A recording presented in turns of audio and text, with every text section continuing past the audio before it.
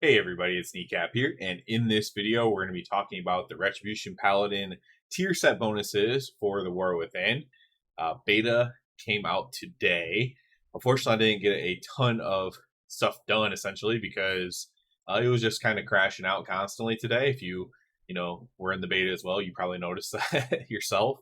But yeah, it was just kind of crashing out constantly. Didn't get to do much. I got one level and explored a decent amount. I would say that I did get a lot of exploration type stuff done. So let's go ahead and talk about these tier sets, and they're not very complicated. And we'll kind of talk about my thoughts on that. Right, I had initial takeaways because of things you can kind of see what they're trying to do.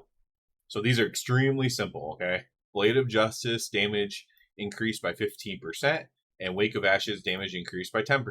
That's very simple. It's not super powerful as far as like other tier sets in the past.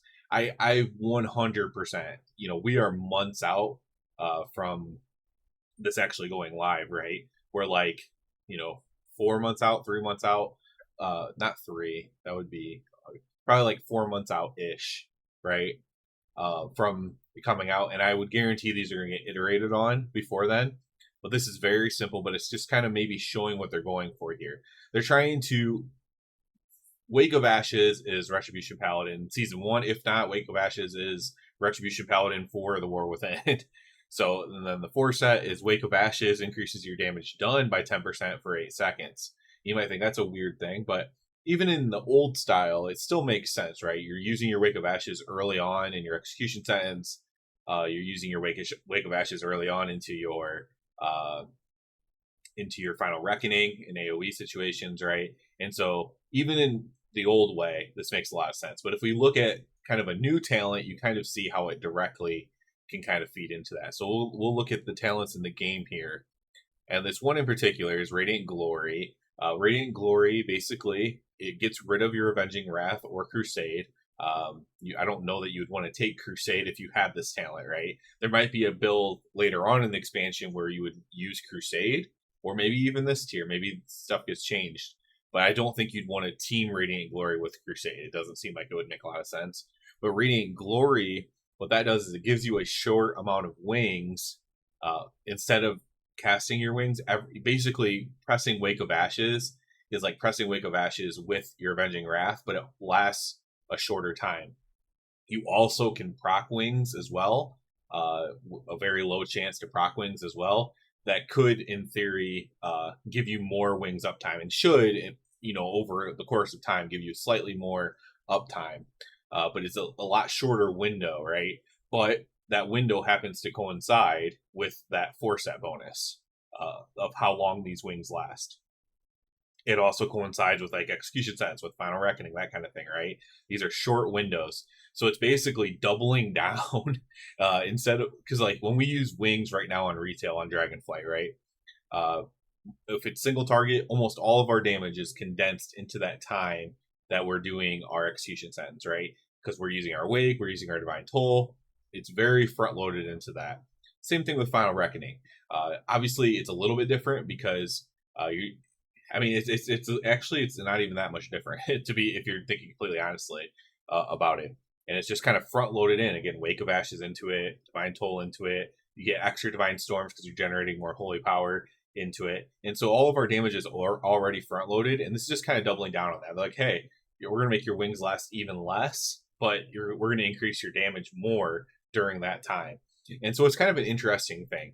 I definitely want to play with it and see what it's like. Like once I'm max level, have all the hero talents and stuff like that, there's no way I can actually say, oh, this is going to be really good or this is going to be really bad. But I do have some initial thoughts, like I said, right? So I do think this is where they're trying to steer us to go, right? They're trying to steer us to this talent, at least for Season 1, based on things the way they are now, which is Radiant Glory. It's also just like kind of a new talent that they're going to want people to play with, probably, right? And if it's bad, they'll probably make it slightly better.